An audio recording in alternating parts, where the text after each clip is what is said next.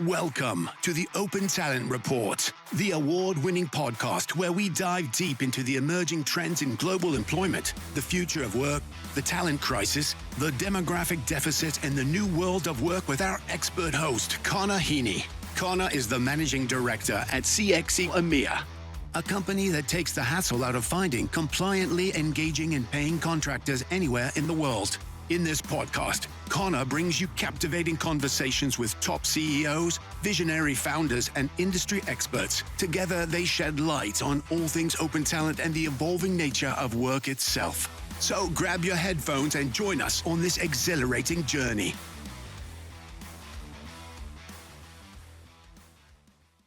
Hello, and welcome to this week's show where I'm delighted to be joined by David Hain, who is the CEO and founder of Gotham Group.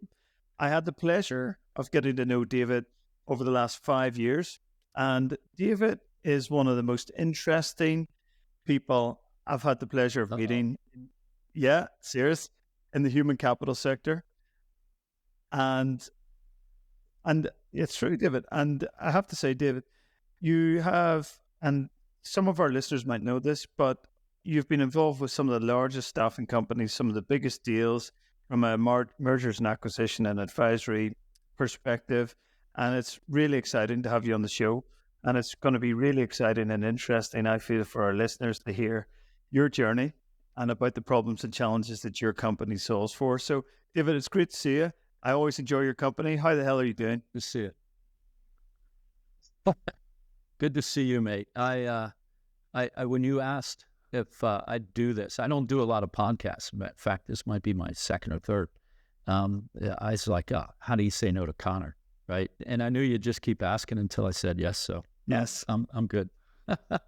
Good to be here. Really good to be here. Thank you. Thanks, David. And I'll try to live up to your billing. Yeah, try to live up to your billing. For a man of your caliber, no problem, David. So David, just for the benefit of our audience, David, would you mind just describing your career to date? I probably career is the wrong word, but your journey. How did you become the CEO of Gotham Group, the founder? How did you arrive at this point? Oof. Yeah, I had no plan to do this. I can tell you that. I spent my early career in corporate America like everybody did. I was lucky enough to land a really good job out of college and excelled at it because I didn't have a safety net there. It's like you make it or you don't, right? I think what I realized after about 10 years in corporate is that, my father had just passed. He was young. And I was like, man, I got no control over what I'm doing. I was traveling all over the world every week. I just had some kids. I was just like, there's got to be a different way to do this. So I bought a training company. The beauty is, low barriers to entry and not a lot of cash. The problem is low barriers to entry, not enough cash. Anybody can do it. But I bought one and we really, really drove it and did really well with it. Unfortunately, it was right as the internet started to show up. And the only way to do it back then was just to add bodies. You want to scale, add another body. You want to scale and add another. So I quickly jumped in when I saw technology and the internet starting to show up and what it could do. And, through a couple of iterations, I was the CEO of 3 other human capital companies. The last one was the most interesting because I was hired by a group of venture capitalists to come in and replace the founder who, through no fault of his own, was going sideways at the start of the dig. Yeah. And they were, they were just wondering, hey, do we double down or do we get out, right? So it was competency-based talent management software. And anyway, the long story short there is took over, fixed the software, which they lied to me about because they said, oh, no, it's great software. It was horrible, terrible software. There's the first lesson in that. And of course, when I said it wasn't good software, they're like, what are you talking about? So fixed the software. We raised more money, tripled the size of it, sold it. We sold it to Verve, where I met Gord, one of my partners. And then Verve sold to Taleo. Taleo sold to Oracle, just the way the big fish gobble up the other fish. And I came out of that, Connor, going, now what? I'm in my 30s. Yeah. Do I run another company? Do I buy a company? What do I want to do when I grow up? And thankfully, Rudy Carson at Connexa called, and he was 5 miles from where I was. They had a bunch of mezz debt around their neck. They wanted to go IPO, didn't do anything inorganic. And long story short there is they went public and were acquired by IBM 6 years later for 1.3. Wow. But what it did was it thrust me into what I realized, maybe because I was, when you run a software company, you're kind of focused. But what I realized, Connor, is that, human capital, and back then it wasn't even called that. You had the HRIS and payroll guys over here, and you had talent management over here. Yes. But the human capital market itself was fragmented, segmented.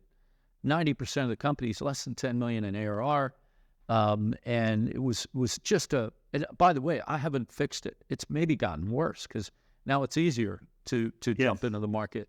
But anyway, we're the largest outsourced corporate advisory firm specifically focused on human capital. We're all ex-CEOs or C-suite guys. There's only 4 of us. We probably do 40% of our business offshore, the other rest in North America. And, think about corp dev activities, right? Yes, we help companies sell. Yes, we do mergers. We'll help advise companies for funding, but we usually partner with a bigger investment bank for funding.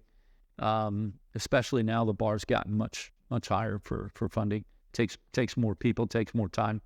And then, corporate development, meaning, hey, I'm in Ireland and I want to expand to APAC. How do I do that? Right? Well, what do you want to accomplish? How do you want to accomplish? What are your resources? And here's what the APAC market's like, right? Yeah. So we've been operating, globally for a long time. And over the last couple of years, it's been more APAC and EMEA wanting to come into the U.S., this big, fat, homogenous market. So sorry to tell you that it was fragmented and segmented when I got here, and I may have made it worse. I don't know. But really, if that's possible. And then the last thing is I do have a CEO advisory practice. I'm not a coach. I don't do coaching. But I remember a couple of times in my journey, just sitting there going, man, I wish I had somebody to ask some really stupid questions. I don't want to ask my board because I don't want them to think, uh-oh, who's running the company? Yeah. And I don't want to ask my C-suite for the same reason. So, I'll ride side saddle through funding, acquisition, sale. I sit on a couple of boards. But my partners, I always tell them, Connor, and you would really appreciate this. If you're not smarter than me, what do I need you for, right? I need to be the lowest level in the group. So they're all much smarter than I am. Yeah. So anyway, that's the long answer to your question. Sorry. Yeah. Well, no, thanks, David. And I think you've covered my next question around what the Gotham Group does. But David, I think you've raised a really interesting point there. If we could maybe expand on it a bit. So being a president or CEO or managing director or founder or co-founder, I'm not going to cry poor me because it's an absolute privilege to have that sort of job and that sort of role, right? And it takes a lot to get there, 100%. but it takes a lot to stay there, right? And it stays there. It takes a lot to stay there because someone always wants your job. You got to be better than you were yesterday, and you got to be setting the vision and walking the walk and talking the talk, understanding the numbers. But I would describe it as one of the loneliest jobs in the world, right? And I've experienced this myself. So even though I might have 10 meetings a day, nearly every single day, which is too much, I appreciate that. But to your point, there's very few people that you can talk to about what you're going through because there's very few people that deal with that level of pressure of running, let's say, a business of $1 billion, $5 billion, $500 million, and all the responsibility that goes with that, payroll, driving the business forward, keeping a roof over their head, keeping a roof over your head. You're primarily responsible for that. So I suppose my question is, David, is twofold. Do you agree with that? Number one. And number two, what have you done in your career to sort of deal with that? Yeah, I look back on, my CEO advisory. I look back on, and I had an informal group of guys that I could lean on. that I would go to. I mean, if you go back to the early days, Mike DiPiano, who's the CEO of New Spring, we were working in a company together. And when I left before he did. I said, hey man, I might reach out to you. I need some help, every once in a while. I just want to talk. And it is lonely because you feel the weight of the world, right? And the responsibility. But one of the ways I combated that is I always looked at it as, servant leadership. Yeah, I might be the CEO, but my job is to help you remove roadblocks and, help you figure out where to go, what to do, and help you execute and, get rid of problems, try not to cause too many. But yeah, it is lonely, like you, Connor. I mean, you're extremely well networked. I mean, just look at what you do on a daily basis. I see you on Facebook all the time, or LinkedIn all the time, and I see you doing podcasts and stuff. And it's a great way to stay connected and get input. I probably read 200 pages a day of just information just to try and stay abreast, because human capital covers a lot of ground.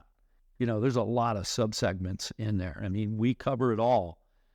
We've been busiest with talent acquisition and contingent, for the last 5 years, state of the market. That's just the way it is. But I look back and I had mentors, John Cassie from IIPay in the early days. One of the guys I look up to, that is say, you know what, I like how he handles himself. I like this. And, he's always available to talk. So, yeah, you really have to have people around that you can trust and that don't mind telling you, maybe you're not a handsome guy today. So, okay.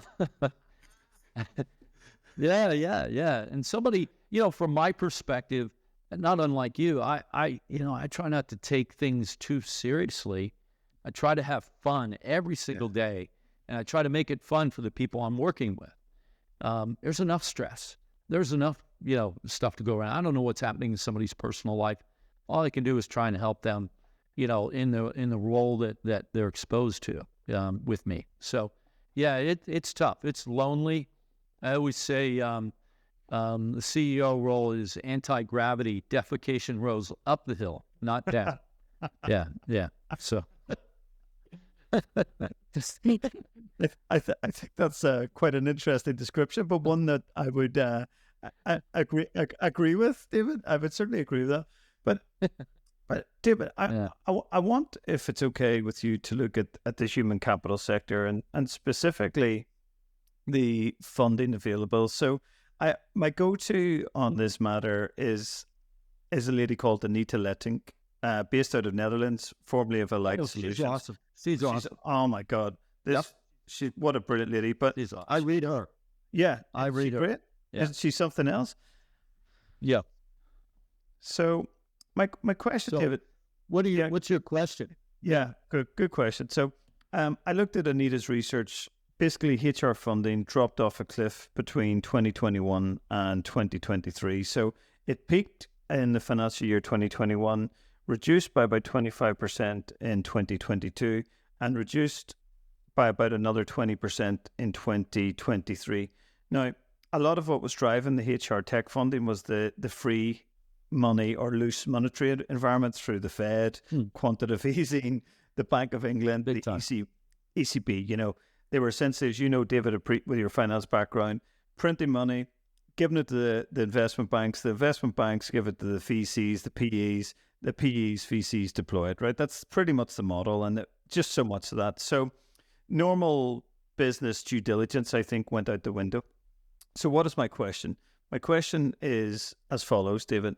One, do you think the HR tech sector is still overvalued? That's question number one. And two, do you think that the HR tech sector will return to solid business unit economics? We have first off, go back to your statement about crazy valuations and free money and whatnot. The challenge you have is from like 19 to 21. Not only did they deploy the money that way, they were extremely well rewarded. I mean, you had investments that a year later sold for 15 times revenue, 20 times EBITDA. So they were extremely well rewarded, which just kind of fed itself. I think what you find, and it's not just human capital.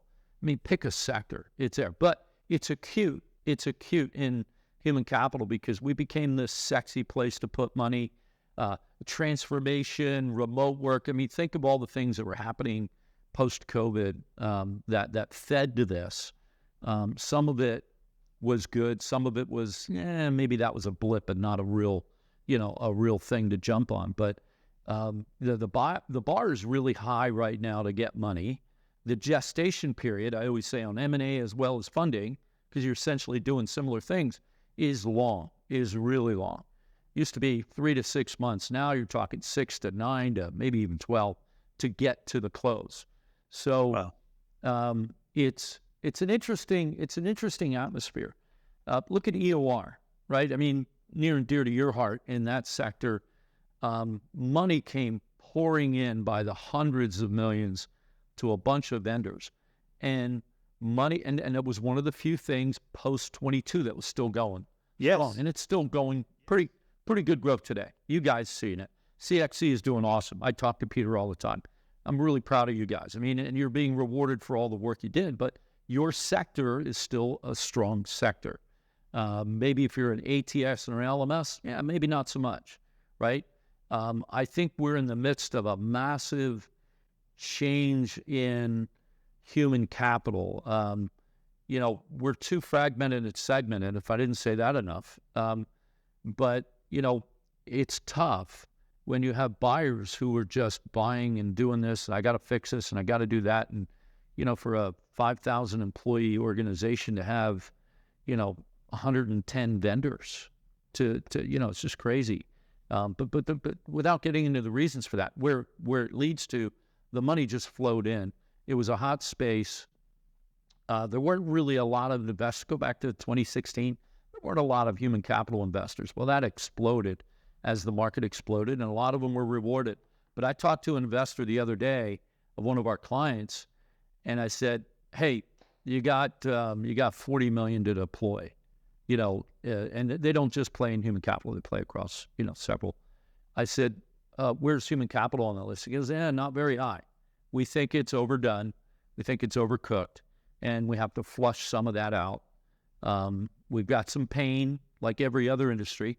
We got some pain to get through." So I think Anita is pointing out the acute signs of overinvestment, of an HR tech bubble. God, I hate saying that, but really in certain sectors, Connors, you really did have that, and money will find a place to go.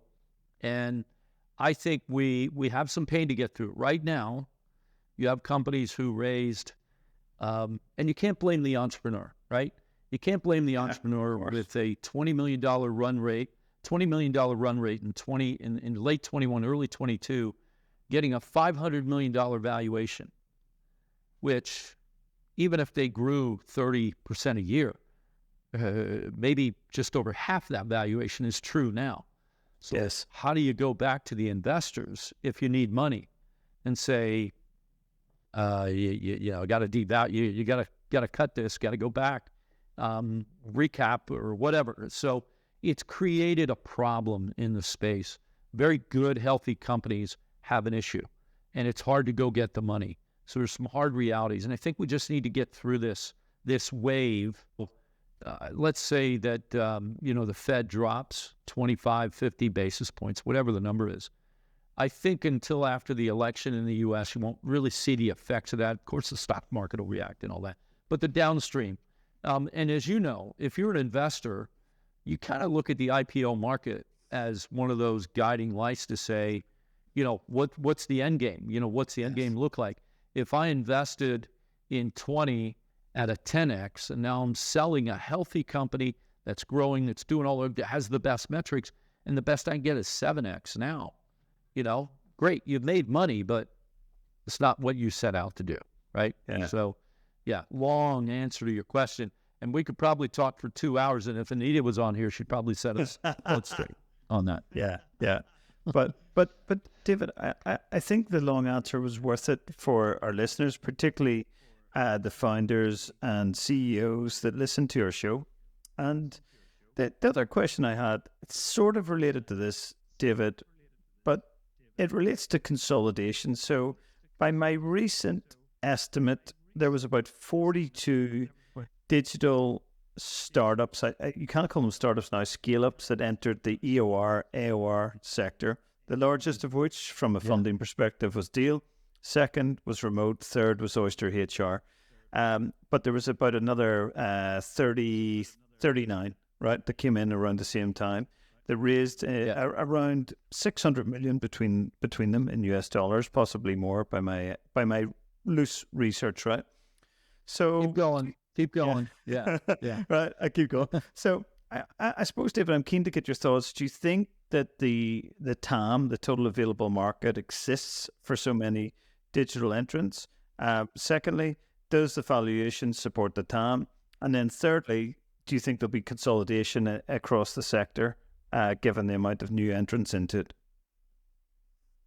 it? I'll start with that third one. There's rumors, listen to the rumor mill. At some point, the ADPs, the Ceridians, the UKG, they can't sit on the sidelines and watch this. They gotta get in. You can argue that ADP's had international payroll, but not like EO. I mean, it becomes attractive at some point. It's probably overvalued still today. But to answer your question about consolidation, absolutely. And I think you're going to find companies that are on the fringes or on the outside of our industry might come in that way. I've been predicting fintech to come in and run with payroll for a long time, and it's starting to happen. Yes. I mean, I'm in conversations. I mean, I know, I talk to the guys at Deal on a regular basis. They're well aware, they're smart guys over there, and so are the guys at Oyster. And I mean, these are really sharp people, globalization partners. You got a lot of good, smart people in the space, and they're going to be successful, and they're going to find it. But yeah, I think you have to have, by the way, you can't raise all that money without some exit. And if the IPO market's not there, or if the growth rates start coming down, right? Yeah, you're growing 30%, but you were growing 50, right? It's hard to say that's bad, but it's going the wrong way. I think there's just so many, but in their defense, I mean, especially like, and again, Deal from the outside looking in, a lot of emphasis is on their talent marketplaces, because if you don't find someone, you can't pay them. You can't do all the other stuff. So I think part of the success they have and why it'll continue for a while is, and again, with remote talent work marketplaces, freelancer talent marketplaces, which are expanding, I think that the ability to be global has never been easier, right? I think companies, if you're a manufacturer in Illinois, do you really need to do everything right there? Is there other things? Or do you want to expand into another market? It's easier than it's ever been. I remember the early days of international payroll, and I can't remember the time period, but Ryan Tweedy and I did a paper on international payroll a long time ago. And there was still a lot of FedEx packages with cash going into countries, right? So I think the fact that it's easier to be compliant, it's easier to find talent, it's easier to deploy talent. I think it's all part of a bigger trend, Connor, without getting, gigantic here. But if you think about, you're a 5,000 employee company and, you're the talent folks, not necessarily HR, but you're in charge of talent. Workforce planning, to me, still the holy grail. Workforce planning. I agree. You set the budget for next year, right? Revenue, margins, EBITDA, net income. I got X amount of work to do. How do I do that?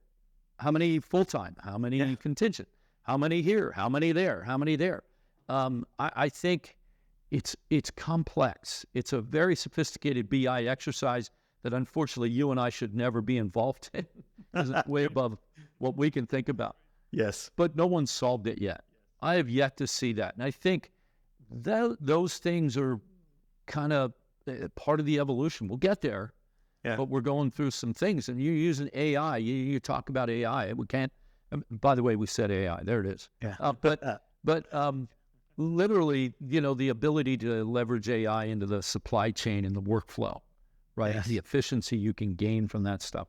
I just think that the trends are such that EOR continue to grow. Because of that, I think talent is changing. Like, for instance, there's a couple of companies, Torque, Graphite, that have these freelancers. They're not the freelancers that, not the creative guy here, bid on my new logo. I need it done. No, this is a former Accenture partners and former, CFOs and whatnot. They're like, hey, I don't want to work anymore. Like here, I want to semi-retire, but I don't want to hang up my spikes. So I'm going to go on a freelancer and I'm going to take 6-month assignments, right? So remember the old days of temp to perm? Yes. If you look at Korn Ferry, I think I heard numbers of like their freelancer platform, if you will, was $500 million in revenue and $100 million in EBITDA. I didn't see those, but I was told. Yeah, you can't ignore that. And I think the trend is, if you're the director of transformation for XYZ, pick a company, and I can't hire people, right? I don't have a budget. If I go through the VMS or the MSP, I'm going to get scrutinized there. And if I can't afford it, they won't let me hire Bain, McKinsey, Accenture, EY, BDO, go down that list, the alphabets, as I call them. But if I can put my own team together through an SOW and control who's doing it for how long, and, then one of the things I get to do is I get to audition someone, and I now might be able to hire them because my bar, while high, if I just said I need someone, now it's a little bit lower because, hey, Sheila did this and she's awesome. She killed it, and it'll be cheaper for us to hire her than to pay her the way we are now, right? I just think the trend is going that way, and I'm not that smart to be the first guy to say that or think about it, but I think all of this is leading into that. The workforce is changing. I read the Arcadian guys, Jason and Thomas. I like how they look at things, and they're playing an international payroll and whatnot. Yeah, so I read a lot. I probably have no original thought. How's that? Honest, I'm the same. Ingest data and make inferences, right? Which I should probably let AI do, not me. But yes, Connor, I think it's exciting for us to be in this space, to have the experience we've had in here, to see it evolve. But I think it's so much more exciting. So, when my wife said, "When are you going to retire?" I'm like, define retire. I mean, why would I travel the world? I have a blast. I get to hang with guys like Connor and Peter in Singapore and my Aussie friends and whatnot. And I work and I play, and this industry, it's the future, man. It's exciting. Why would I ever stop doing that? It's just fun. Yeah. I'm going to dinner with John Wilson tonight of Wilson RPO. John, former client, good friends, and I will learn more over old fashions with John than reading those 200 pages. Reading those 200 pages. So yeah, this is too much fun. Come, we can't ever stop. No, we don't want to, and also, David, we're too young, right?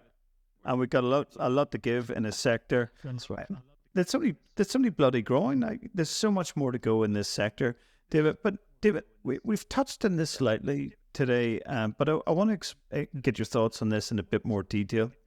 So we're in the midst of what's been described as a talent scarcity crisis, right? So you'll appreciate being based in, like, if you think about it, David, the labor market in the USA is at its best since Nixon was the president back in 1975. I think he was resigned. 72 to 74. 72, 75 probably resigned, yeah. Yeah, resigned, which, anyway, we could talk about Nixon a lot, but a lot of good policies around the labor market. But some of the stuff that he did was really good, right, around the labor market, getting people into jobs, right? 100%. Like, we'll stick to the business side of things, but if you look at USA, full employment, companies hiring like it's bloody going out of fashion. Same with UK, Ireland, Netherlands, Germany, right? So, but those companies can't find the talent they need. So I suppose my question is, David, what can they do to solve this problem in your view? Wow.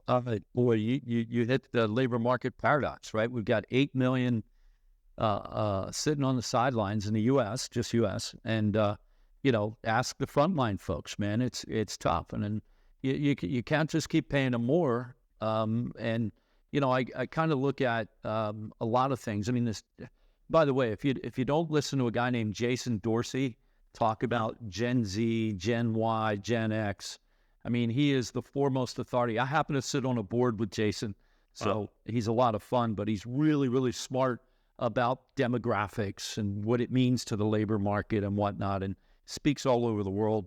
We've unfortunately taken the kids that graduated, say, in the last 5 years, and we've introduced work from home. We've introduced remote work and things like that. And then all of a sudden we said, oh, nope.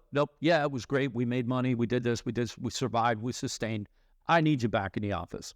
And it's hard getting them off the sidelines. So in some cases you have this young talent, right, sitting on the sidelines trying to figure out how to work, get paid, have a lifestyle, and not go into the office.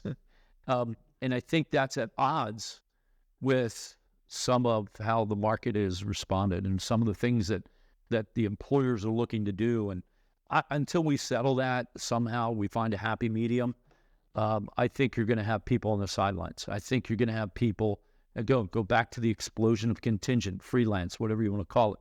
I think they're like, wait a minute, back in the day, let's go back, way back when you couldn't be a consultant or a freelancer.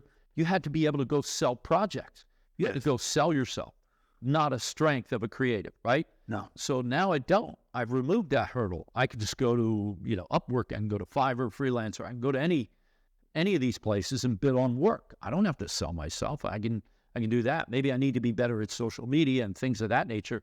So I think you're going to have this for a while. I don't know that we can solve it initially. It's going to be, hey, employers, you guys got to give a little bit. Hey, Gen Z, Gen X, Gen Y, you guys are going to have to give a little bit.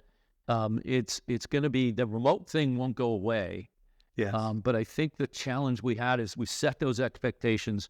We made it work. Everybody pounded their chest to say, look at all the money we're making by not paying leases and whatnot. I think it's tough. And technology makes it more efficient, more effective. You had bad actors that were working 2 and 3 jobs and getting paid. I mean, you're always going to have that, but you can solve that, right? You can solve that. So I think COVID kind of was the genesis of all this change that we haven't recovered from. And I blame some of the Amazons of the world. I'm putting UPS, FedEx, and any warehouse and logistics, because they need a lot of workers. When they put up, and they're still building these huge distribution facilities, they need a lot of workers, and those workers work hard. You need to pay them a decent amount of money. Well, if I'm that worker, maybe I have a high school education, or maybe I don't, I could still qualify for that job. Am I going to want to flip burgers for $18 an hour? Or am I going to want to go here for $25 an hour, not work weekends, maybe not work nights? I mean, you still, there's an effect there. There's a big effect there. Plus, back to, what those bigger firms have to do, they realize, well, I better provide a career path. I better be able to pay for their college. Things that it's tough to do in all frontline, like mom and pop diner or whatever. It's difficult. But frontline workers, manufacturing's feeling it, everybody. I still think that's where the war is, where we're still going to have that disparity and that paradox. You're incentivized to find technology to solve some of it. You're never going to solve it all. AI has an effect. We're starting to see that. I forget the saying. I read it somewhere about AI. It was really good. Like you don't have to adopt it, but you will be replaced by an executive who did adopt it. Adopt it. So, anyway, I think I think we're in it for a while, Connor. I don't think I think these talent marketplaces and some of the remote and contingent work, it makes it easier for someone to say, I don't want to live a corporate life. I want to work when I want to work. I might work 8 months and take 2 months off. Yes. Couldn't do that when we were young. No way. You didn't job hop. Yeah, no way. No way. I'm jealous. Me too. I'm jealous. Me too. And add to it that, my daughter's a great example. She graduated from Drexel. She took some time off, and she goes, "Yeah, I'm going to go to Charlotte. I'm going to go try Charlotte for 30 days." Yeah. And she didn't like Charlotte, so then she moved to Cary, North Carolina. So she then found a job. So her lifestyle at that age, I was just like, who's going to pay me? I'm there, right? Yeah. Now, I moved to Toledo, Ohio for 2 years. So I've done my time. So kids have more options, and they do. Sorry, Toledo. I had a great time there, made a lot of good friends, but Tony Paco's hot dogs. I'll put a plug in there. So anyway, it's, I don't know that we can solve it. I think tech is going to have to do it, but I also think that both sides are going to have to find a middle ground. And I go back to Jason. He Yes. Hopefully he thanks me for mentioning his name, but I kind of look at the demographics guys to kind of drive that. Yes. I sold a company, a labor market statistics software company, to John Wilson for an RPO. Yes. And I said, you better know, like, where they educate. If I'm going to move here, I'm going to do this.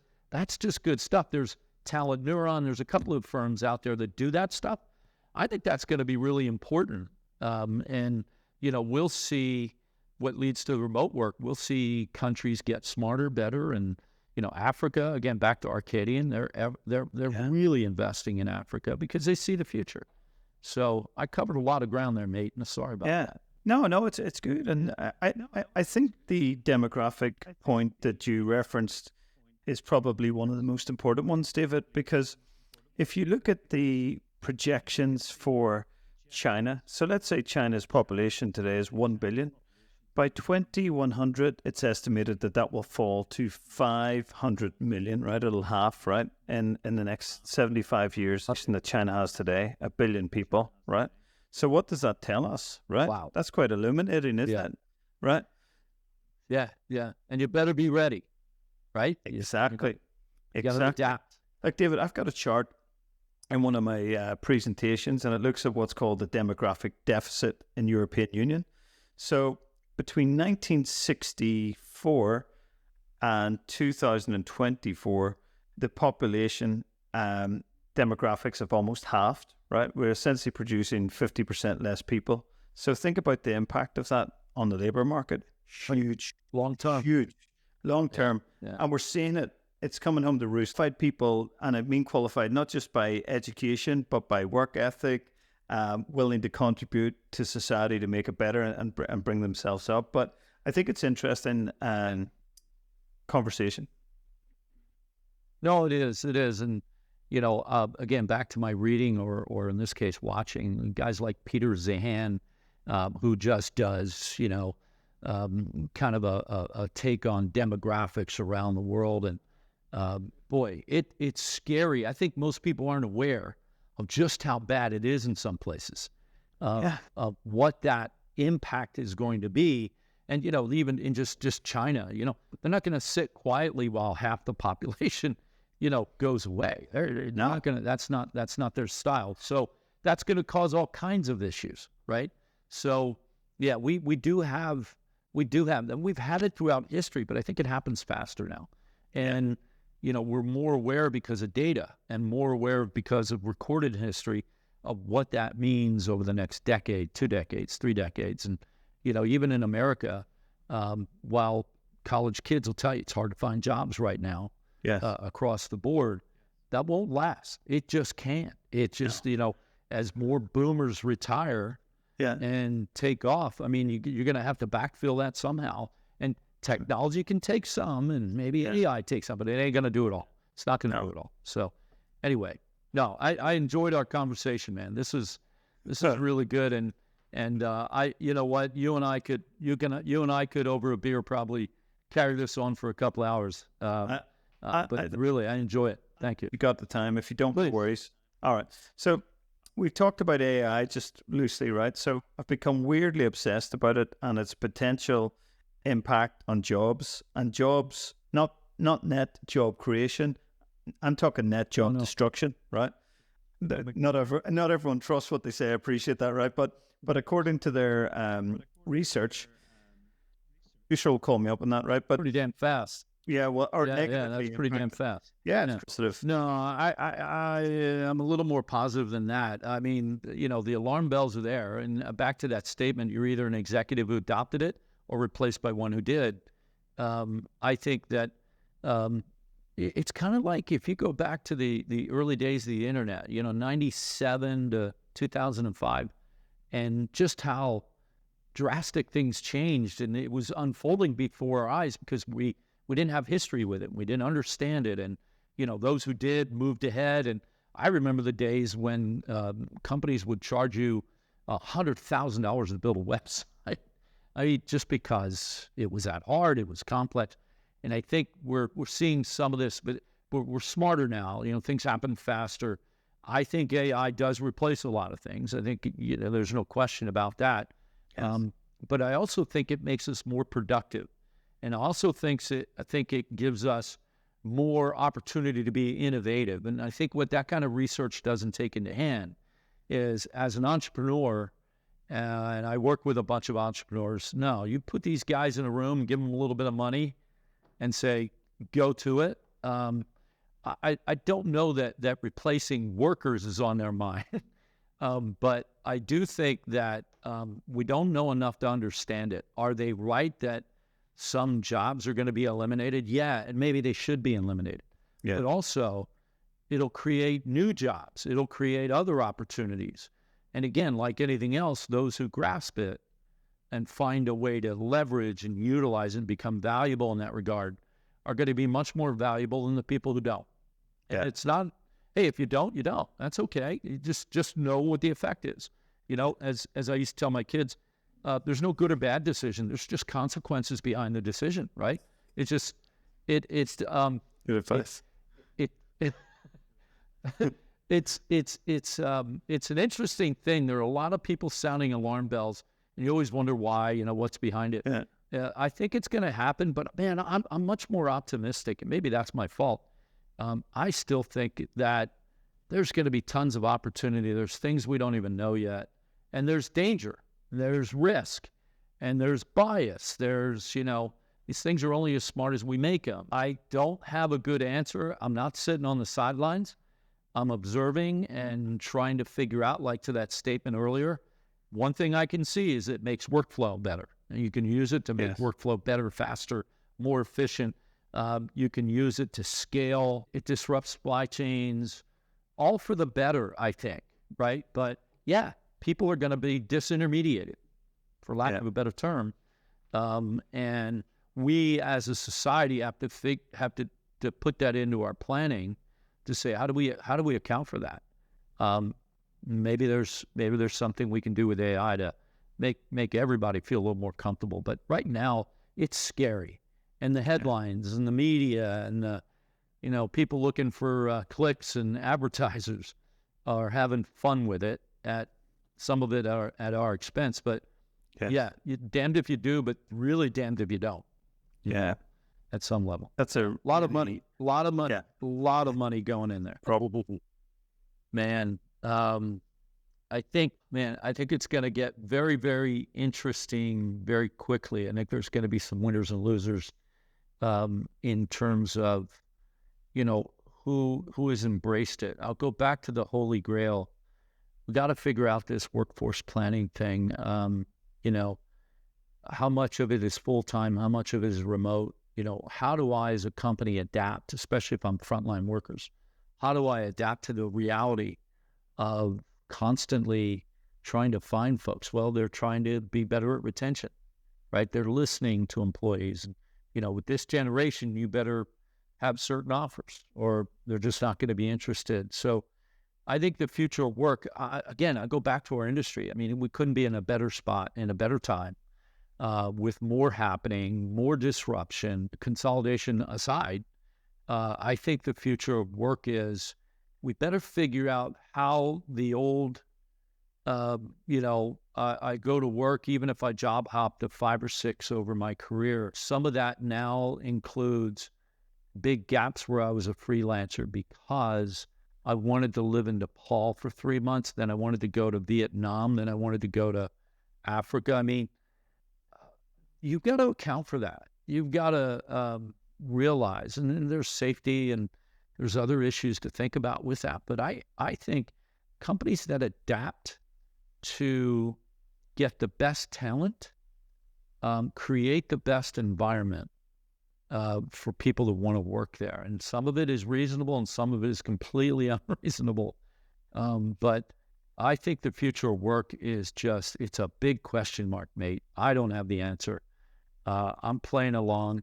I'm trying to keep up, mate. If anything, I'm trying to keep up. But we are, I'll say this about like our industry because it relates to this. In days of old, I always kind of railed against the quality of management running the companies in our space. And I mean, like they grew up in HR, that's all they ever knew, blah, blah, blah. Then you started, as the money came in, you started to see people coming in and bringing diversity in terms of how to scale, what to do, how to build, and what. And man, that only made us better by a long shot. I think that's fully occurred. If you're an entrepreneur and you just, sold something, you have to look at work. You have to look at human capital as one of the sectors you could go to. I couldn't have said that 10 years ago, right? I think that is exciting. I see the application of AI. I still think that people say people are our most important thing, but you're not really treating it that way.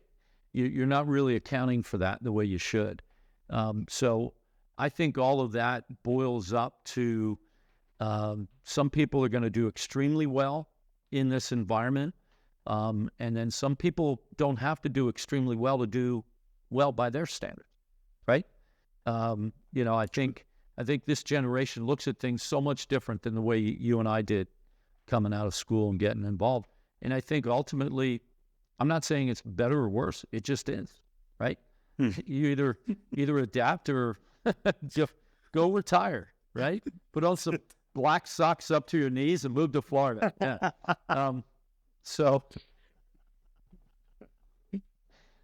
So, yeah, I don't know, man. I have to admit, I sounded a bit like a politician on the stump there, but I didn't really give you a good answer because I don't really know, man. I'm excited and scared at the same time, but I think all in all, it's going to be better. I think we've got smart people who've evolved. We brought in enough talent. We'll bring in more talent, and I think we'll figure it out. But man, it's not going to be easy. It's going to be painful. We did what we did for, 100 plus years, and that changed in an instant, and it's changing still. So I think guys like you, being where you guys are, got involved early and evolving with it. I think you're on the front lines. You see it and evolved with it. So I'm a big fan of the EOR space, of the contingent space.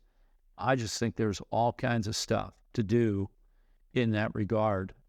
So it's fun. I listen to your podcast. I read your stuff. But yeah, there's a lot of good players in our space. I agree. So, and the beauty of it is, as I advise my CEOs, you don't have to hit a home run to be successful. Sometimes you can do quite well just being boring and executing and doing the right things and focusing and being the best at what you do in that area. It's okay. Depends on what your goals are. So anyway, I love it. I'm glad I'm here.